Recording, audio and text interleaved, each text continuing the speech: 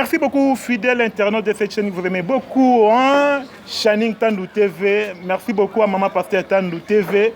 Merci beaucoup à partir de Mikila Poto. Vraiment, si j'ai allé lelo, tozali ko lobela, ezali monolithe, ebimina bandal. Vraiment, ezali vraiment écoulé beaucoup d'encre de salive, beaucoup de belé balingba mona. Monolithe, c'est quoi? Totikeli bino na en définition, pour comprendre monolithe c'est quoi? Monolithe ezali nini? Hein? Totikeli bino na bolanda monolithe ezali nini et puis tozongi sima pour d'autres commentaires.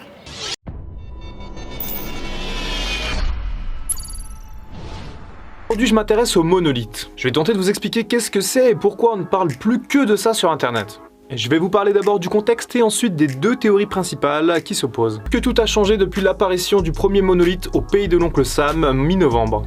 Mais c'est quoi un monolithe exactement? Eh bien, généralement, c'est un immense morceau de pierre naturelle ou alors taillé à la main. Sauf que les monolithes dont nous parlons aujourd'hui sont faits de métal et sont apparus dans des circonstances assez étranges. En effet, le 18 novembre 2020, un responsable local nommé James Clark découvre dans un désert américain un immense bloc de métal comme posé directement au sol. L'homme était alors en hélicoptère pour survoler la zone et il a découvert l'objet un peu par hasard. Ce monolithe a une forme triangulaire et mesure près de 3,50 m. Mais cette découverte suscite plusieurs questions. Déjà, d'où vient cet objet? Pourquoi est-ce qu'il est placé là, dans un endroit totalement désertique? Et qui a bien pu faire ça? Le mystère plane à ce moment-là. D'autant plus que la découverte d'un second monolithe à l'autre bout du monde entretient le mystère. L'objet a été découvert en Roumanie quelques jours après le modèle américain. Ce bloc de métal fait 4 mètres et il est apparu près d'un petit village en Roumanie. Puis c'est en Californie qu'un troisième monolithe a été découvert. Récemment, un objet similaire a été aperçu en Angleterre et enfin, à l'heure où je tourne cette vidéo, le cinquième et dernier monolithe est apparu aux Pays-Bas. Mais alors, quelle est l'origine de ces objets? C'est ce que nous allons essayer de comprendre à travers deux théories qui s'opposent. La première hypothèse nous emmène sur le terrain du surnaturel puisque pour de nombreuses personnes, l'origine des monolithes serait extraterrestre. Alors oui, ça peut sembler un peu ridicule d'entendre ça, et pourtant. C'est surtout le premier monolithe qui intrigue les gens sur les réseaux sociaux. En effet, lorsque l'objet a été découvert, il avait une forme métallique absolument parfaite. Une forme assez difficile à reproduire avec des outils humains. De plus, le monolithe était parfaitement lisse et il étincelait à la lumière du soleil. Et il n'y avait apparemment aucune trace de soudure ou de vis sur l'objet qui semblait anormalement naturel. De plus, la structure était ancrée parfaitement dans le sol, sans aucune trace de travaux autour de l'objet. Mais un autre mystère plane sur ce monolithe-là en particulier. Il a tout simplement disparu quelques jours après sa découverte. Et bien que les autorités locales ont souhaité garder son emplacement assez secret, il est probable que des passants mal intentionnés aient décidé de récupérer l'objet. Mais si les scientifiques avaient décidé de récupérer l'objet pour étudier sa composition et évaluer sa provenance? Et certains internautes insistent sur l'aspect étrange et inexplicable de ces objets. D'autres font un rapprochement plutôt intriguant avec les crop circles, les cercles de culture qui pendant des décennies ont suscité le mystère quant à l'existence des extraterrestres. Pour une partie des internautes, l'origine des monolithes est clairement extraterrestre. Mais alors est-ce que les monolithes sont des moyens de communication pour une intelligence supérieure? Ou alors pour eux une manière d'espionner l'espèce humaine? Ou alors un complot du gouvernement pour nous injecter la 5G directement dans le... Selon plusieurs sources, l'objet ne serait pas apparu récemment, mais il serait présent dans le désert du Utah depuis 2015. Sa disparition soudaine serait due à 4 jeunes qui auraient démonté la structure en pleine nuit pour d'obscures raisons. Ou alors juste parce qu'ils sont cons. Toujours est-il que les 5 monolithes de métal recensés dans le monde sont assez différents. Si le premier a une finition parfaite, celui de Roumanie, c'est pas vraiment pareil. En effet, le monolithe roumain est un peu moins glamour avec des vis apparentes, des traces de disqueuse et de soudure. Et du coup, peu de place au doute, ce deuxième monolithe n'est pas vraiment un objet extraterrestre, mais plutôt une copie du premier. Et le troisième monolithe californien est assez petit par rapport aux autres, et il a la particularité d'être assez bancal. Quant aux deux derniers, ils semblent moins brillants et moins étincelants que l'original. Mais alors, qui a créé ces monolithes et pourquoi? Eh bien là encore, il y a plusieurs raisons. Déjà, les monolithes semblent être directement inspirés de ceux présents dans le film de Stanley Kubrick 2001, l'Odyssée de l'espace. Mais surtout, le style se rapproche de celui d'un certain John McCracken. Cet artiste est décédé en 2011, mais l'un de ses plus grands souhaits était de voir ces formes éparpillées aux 4 coins du monde pour être découvertes plus tard. De plus, même s'il s'agit d'une œuvre d'art, force est de constater que les 4 derniers monolithes viennent juste d'être posés au sol. Donc sans doute dans un certain but artistique. Et pour l'objet californien, 4 artistes ont déjà déclaré être à l'origine de l'œuvre. Leur but étant simplement d'impressionner les passants avec cette grande structure métallique. Pour les monolithes européens, il n'existe pour l'instant aucun indice sur les potentiels auteurs. Mais d'un côté, on peut se rassurer quand on sait que ces objets mystérieux sont des œuvres d'art et non pas le fruit d'une campagne de publicité assez élaborée.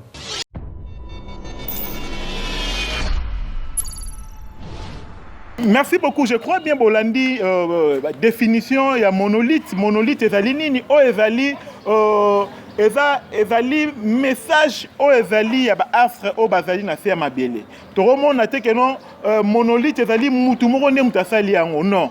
O tomoni ya bandal parce que bino mo bo comprendre que non batumbi yango. Mais toti que la bino non botala ndenge nini ba te yango moto. Botlandi et puis Tozongi Sima pour d'autres commentaires.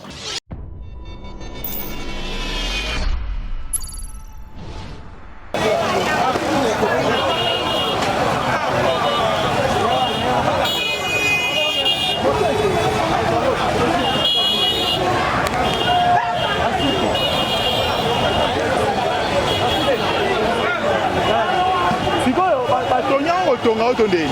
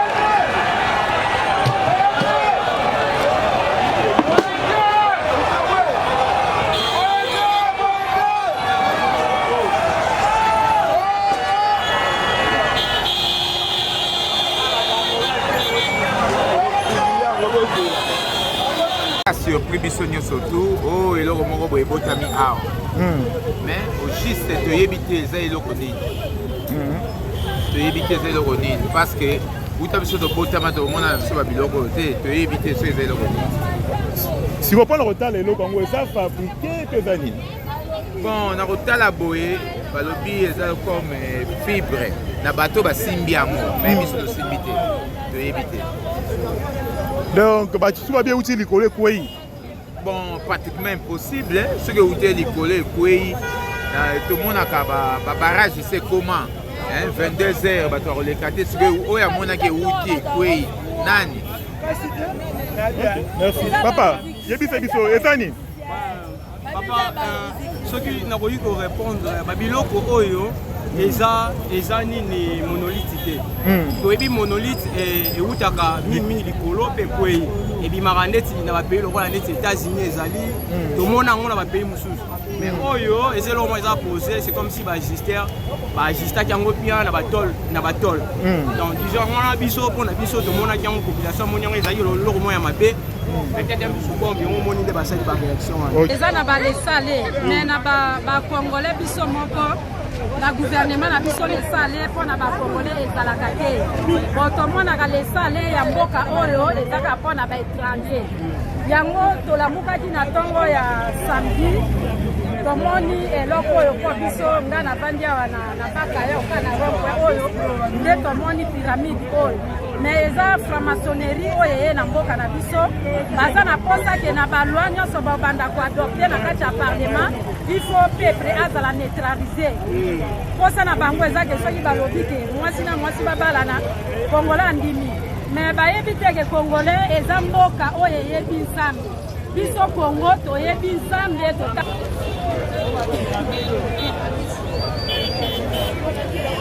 baboye totinda maloba epai ya bourgmestre tomoni mpe bokonsamsa fille de kinshasa yaki awa alukela biso solution pamba te eloko oyo eboti te bakundi yango kokunda na se makambo nini basali mpo bato batémoigne il y avait 2 personnes mindele mwasi na mobali bazalaki na jip na bango de l'autre côté siko incantation wana basali biso tolingi yango te mpo place wana ezalaki photo ya président Félix ezalaki wana na majesté moko bake na photo wana wapi yango tozotuna bango mituna bato wana baye kosala incantation tolingi yango te mboka oyo eza mboka Congo biso tozalaka na nzambe ya bakongole nzambe na biso alobaki apesaki biso bapromese na mboka oyo promese wana ebongi ekokisama bamvutuma na bango wana baye nango tolingi yango te yango eza badistraction oyo toomona eza distraction eza kodistraire bato baotravaille parce que eloko oyo toleki biso batravailleur toleki toomona yango te baotiango eza normal ke wana odistraire beaucoup de population bakebele toyebi kombo nango te toyebi kombo nango te tolali tolamuki tomoni baomo ebimiaka na bandale o pyramide donc toyeba te tokomi na fin du monde bende jackine auti kosala alobi kayebi na ye makambo te yango nde bato batoli awo ebele na ba 23h dimanche batie eloko oyo omopai papa batiango dimanche de chinois ngai bona ezala biloto hôpital wana de chinois na basoda na promese na ye moko aye wana bango badeposa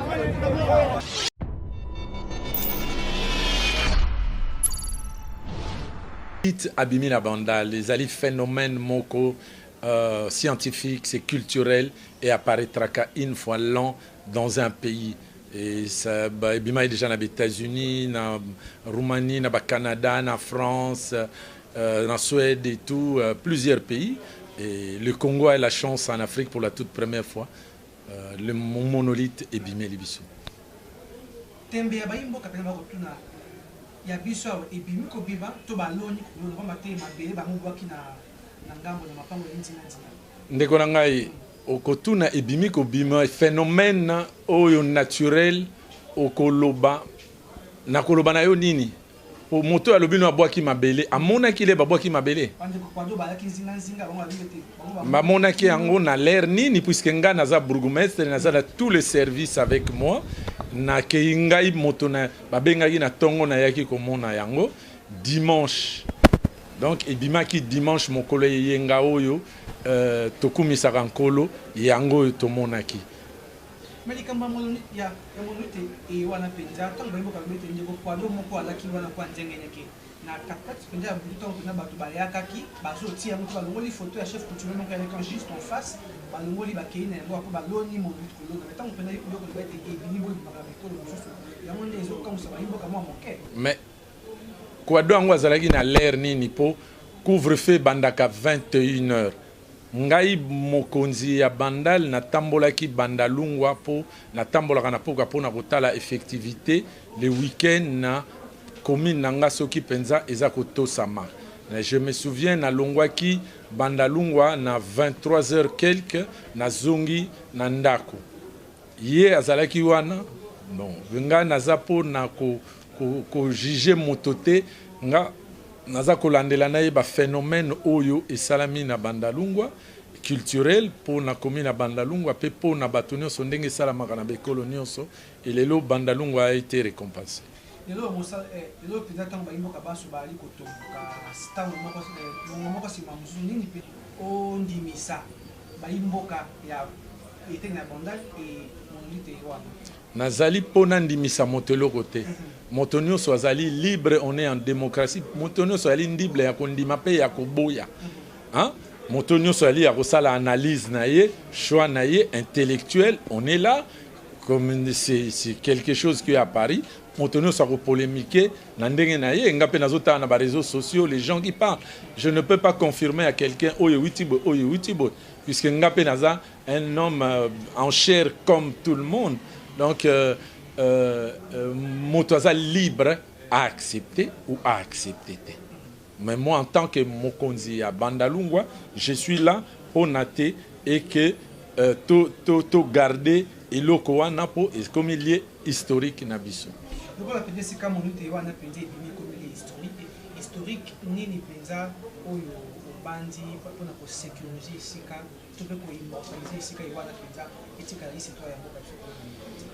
Oui, déjà, Mokonzi ville province de Kinshasa, Gentini Ngobila Mbaka, Zoaki décision que place Wana à partir il y a début mars awa, toza ko fleurir ango, toza ko embellir ango, azali au courant ango to solo la Guinée lobby na 8h et à Tongo et to ko fleurir ango bien, to ko embellir ango puisque na esika wana pe Mokonzi Mboka oyo babengi Félix Antoine Tshisekedi Tshilombo Fachi Béton chef de l'État alansaki kin bopeto be na esika wana, donc il faut to immortaliser ONOLITHE po baye ba monolithe ezali eloko nini.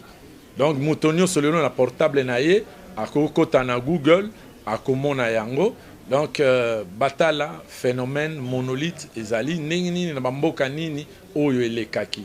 Donc base la kimia, ils a bombé, ils a l'inunité, mais c'est quelque chose qui se passe dans le monde. Au contraire, Bandalungwa est béni.